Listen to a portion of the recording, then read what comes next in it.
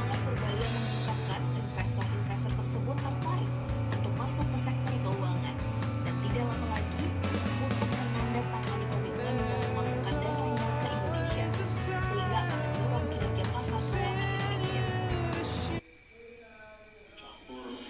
Ada yang sebagian fixed income, tapi sebenarnya sebagian juga dari equity.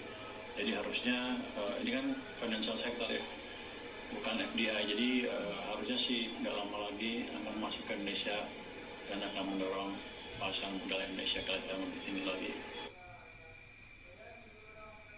Menteri Keuangan Purbaya Yudi Sadewa melakukan pertemuan dengan Managing Director International Monetary Fund (IMF) Kristalina Georgieva di Washington DC Selasa waktu setempat.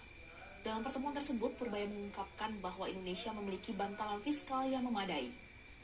Purbaya menjelaskan, IMF menyoroti ketidakpastian global yang masih akan berlangsung dalam beberapa waktu ke depan, antara lain dipicu oleh ketegangan geopolitik dan juga dinamika harga energi. IMF mengaku tidak memiliki otoritas untuk mengurangi ketidakpastian global. Namun, IMF memperkirakan dukungan dana bila ada negara yang membutuhkan bantuan.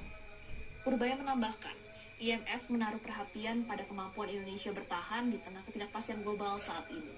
Purbaya pun menjelaskan bahwa pemerintah Indonesia mengambil manuver strategi dengan mengubah arah kebijakan fiskal sejak akhir tahun lalu, yang dampaknya sudah mulai terlihat pada perekonomian saat ini. Tadi Bu Kristalina menjelaskan bahwa